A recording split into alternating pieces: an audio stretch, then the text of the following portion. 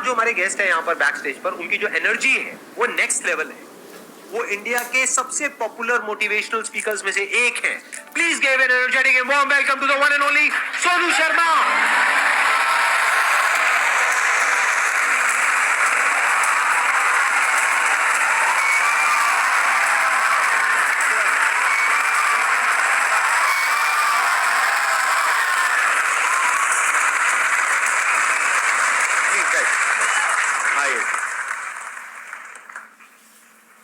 सबसे पहले तो गुस्सा है इन पे बहुत ज्यादा। क्या गुस्ताखी हो गई सर? देखो, ऐसा होता है कि आपके जो ऑडियंस है ना, वो आपको बार बार प्रेशराइज कर रहे हैं। आप वहां गए, आप वहां क्यों नहीं जा रहे? अरे मैंने कहा अच्छी बदमाशी नहीं जाते हम। तो नाक में दम कर दिया लोगों ने आपकी वजह से। आना ही पड़ा।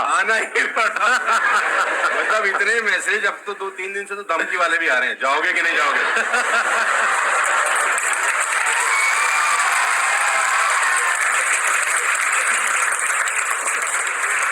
इस बहाने मिलना तो हो गया ना सर? इस बहाने मिलना हो गया। और मैं जानता हूँ कि 2-2.5 महीने से हम लोग प्रोसेस में थे कि आपके से मुलाकात होगा, लेकिन अच्छा लगा बच्चों की एनर्जी देखकर और आपसे मिलकर वाकई।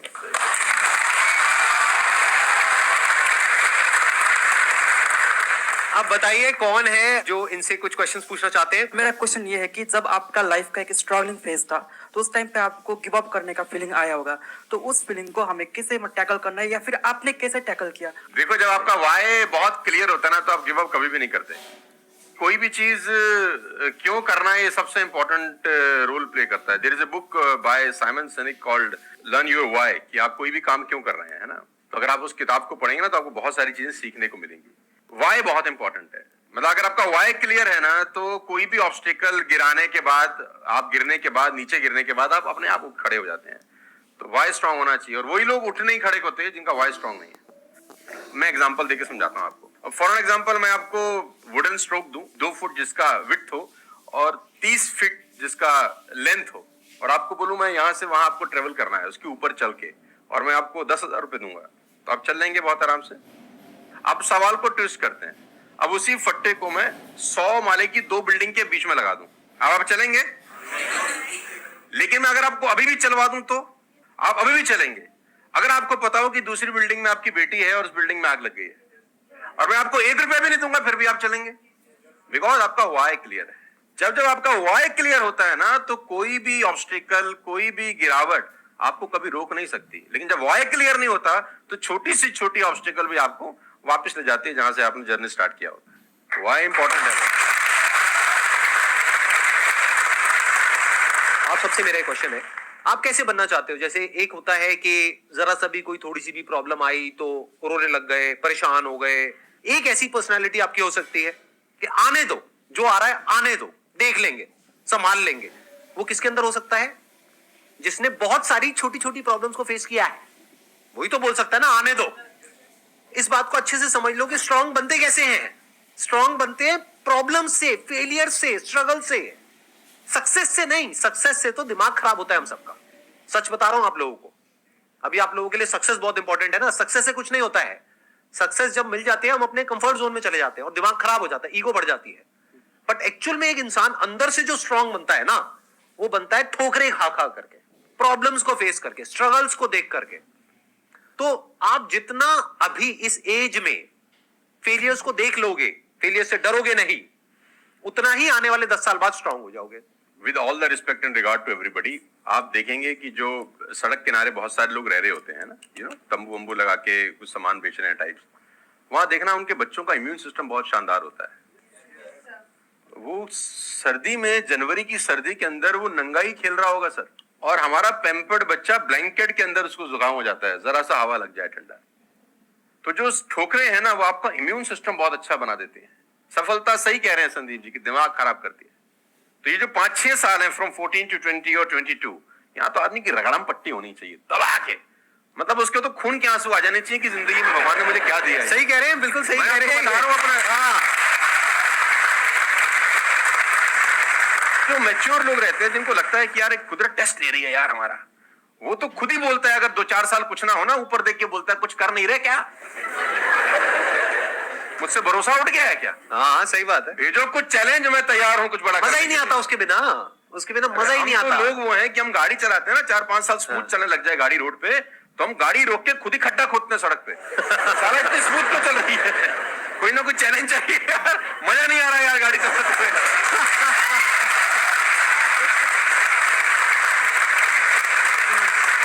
चैलेंजेस आपका इम्यून सिस्टम बहुत अच्छा करती हैं, और मेरे हिसाब से 14 और 20 साल का जो एज है, इसमें तो खूब पिटाई होनी चाहिए आदमी की, खूब रगड़ा पिट्टी होनी चाहिए, ताकि उसका इम्यूनिटी एक बार अच्छी हो जाए, बाकी का उसका जो 60-70 साल का जिंदगी है ना, वो लोहा हो जाता है। आपको खुद पर भरोसा रखना बहुत जरूरी है। दुनिया तो नहीं करेगी, ये तय है, दुनिया तो चड्डी में बम लगाएगी आपके।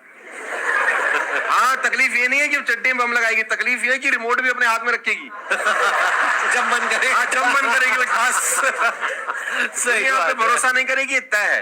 लेकिन अगर आपने भी भरोसा नहीं किया अपने ऊपर, तो मुझे लगता नहीं है कि वो ऊपर जाएंगे तो वो खुश होगा। वो कहेगा मैंने क्या बना के भेजा था यार, तुमने साला खुद पे ट्रस्ट नहीं किया यार।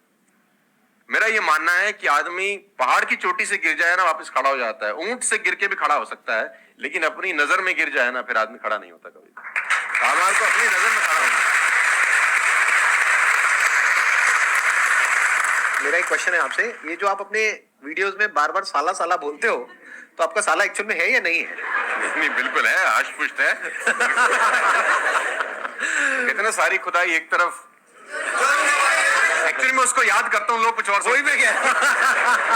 आजकल का जो दौर है ना, जो मुझे कई बार लोग बोलते हैं आप साला मत बोला करिए, लेकिन साला बोलने से जो वजन बढ़ता है ना बात में, वो कुछ और शब्द उसका भरपाई नहीं कर पाता। तो वो उसकी भरपाई नहीं हो पाती।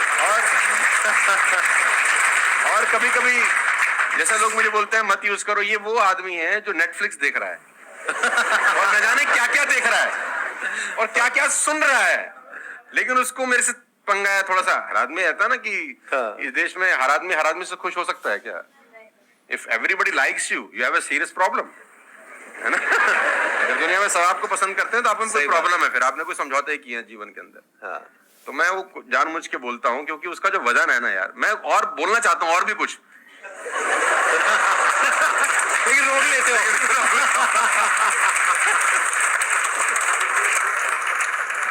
सर मैं क्वेश्चन करना चाहता हूँ कि जैसे लाइफ में सबके लिए सब कुछ क्लियर होती है, नॉलेज सबके पास है, क्लियर कट सब है सब रास्ते के लिए कि क्या करना है क्या नहीं करना। कुछ चीजें उनको रोकती है, पता है उसको भी वो क्या रोकती है क्या नहीं रोकती है, फिर भी वो चाह के वो बंदा आगे नहीं बढ़ पाता उन चीजों को लेके। एक नेगेटिविटी उसको रोकती है और उसकी सराउंडिंग उसको रोकती है, मैटर करता है, उसको सब पता है करना क्या है, फिर भी वो रुकता है। सर इसके लिए कोई ऐसा आंसर दो, आज तक किसी ने दिया ना और क्लियर कर दो।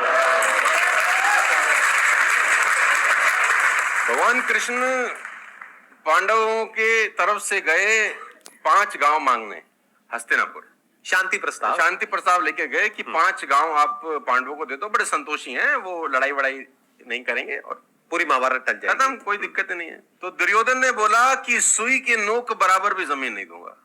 तो भगवान कृष्ण दुर्योधन से बोलते हैं ये धर्म है? उसने बोला मैं जानता हूं धर्म है। उसने बोला करता क्यों है? बोला पता नहीं ऐसी कोई शक्ति है जो मुझसे करवाती है।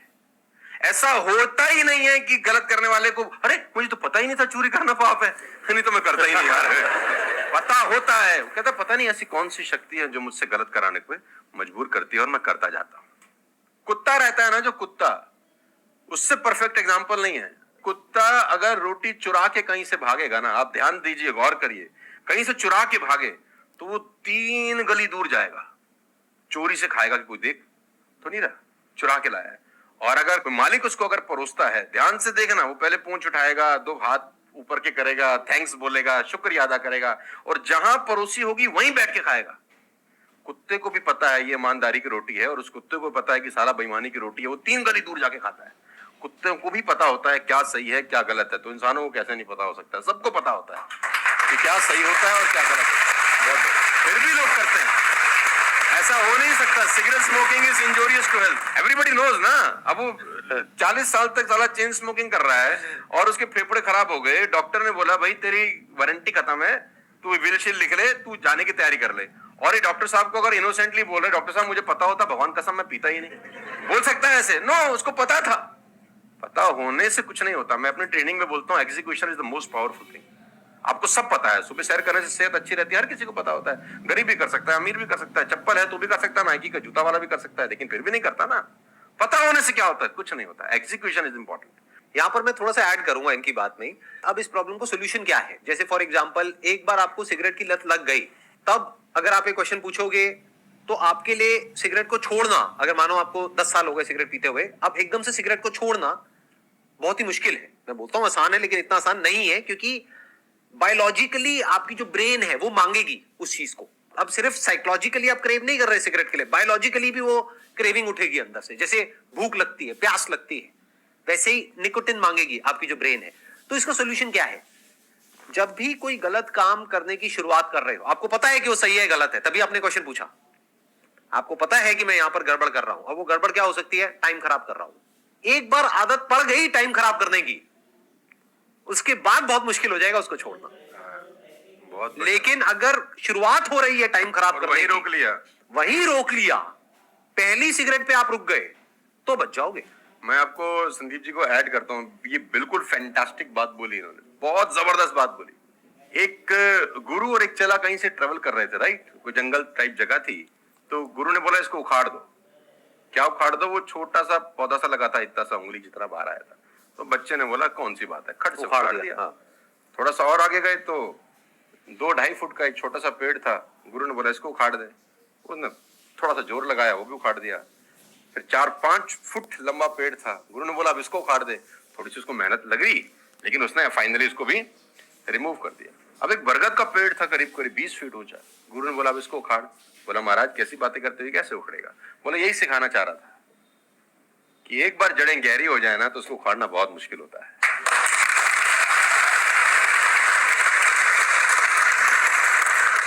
मेरा क्वेश्चन ये है कि जैसे कि हम पढ़ते हैं, मैं आजकल ये हो रहा है कि हम मैक्सिमम हमारा फोकस ये होता है कि हम पढ़ेंगे और ये चीज मतलब जॉब करेंगे, लेकिन ये होता है कि जब वो नहीं होता हमारे से, तो हमें मतलब हमें कुछ बड़ा सोचना चाहिए कि हाँ अब इससे भी बड़ा कुछ हो सकता है, मे बी वो ना हो, कुछ बड़ा मतलब अपनी थिंकिंग को कैसे बढ़ाएं, वर्स करें। देखो ये जो सोच है ना कि मुझे पढ़ना है और फिर मुझे जॉब चाहिए, ये सोच ही गलत है। अगर आप मुझसे पूछोगे तो मेरे स्टैंड पॉइंट से सोच पता है क्या होनी चाहिए? इतना तगड़ा इंस्ट्रूमेंट हमको मिला हुआ है, ये जो ह्यूमन बॉडी है, इसको एक इंस्ट्रूमेंट की तरह देखो। कितना कमाल का इंस्ट्रूमेंट है, क्या ब्रेन है हमारे पास में, क्या थिंकिंग पावर है, क्या एबिलिटीज है। इसको हम यूज कर रहे हैं किस लिए? सर्वाइव होने के लिए। सर्वाइव तो जानवर भी कर जाते हैं, उसमें क्या बड़ी बात है?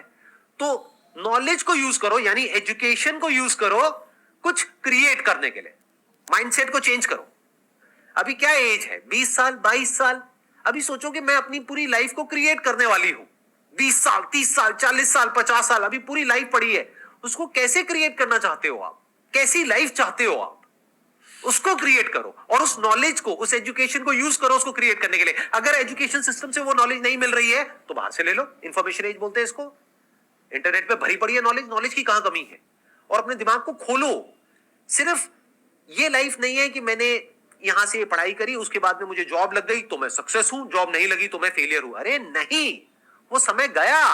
आज अनलिमिटेड ऑप्शंस है। फिर भी अगर हम ऐसी बात करते हैं तो इसका मतलब क्या है कि अभी हमारा दिमाग खुला नहीं है, दिमाग बंद है।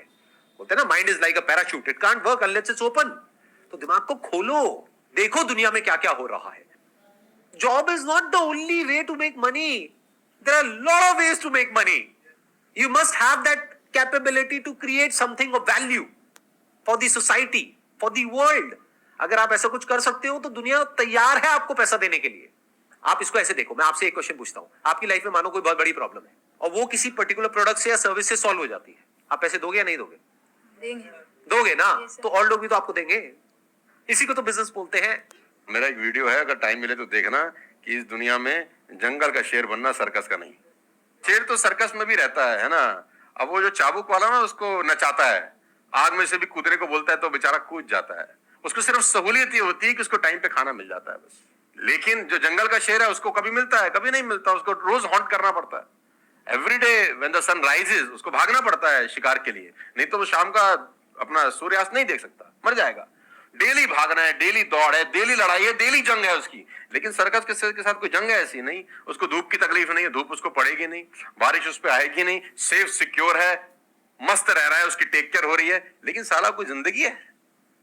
बच्चे भी पूंछ पे हाथ लगा के चले जाते हैं जब पूंछ बाहर घूम रही होती है। अब यही पिंजरा हटा दो, अब बच्चे को बोल हाथ लगाइयो, है ना? तो जिंदगी में बनना, तो जंगल का शेर बनना, चैलेंजेस होने चाहिए। आराम से 2 टाइम का खाना मिल जाएगा, वो तो सर्कस वाली कहानी है, मुझे सूट नहीं करती।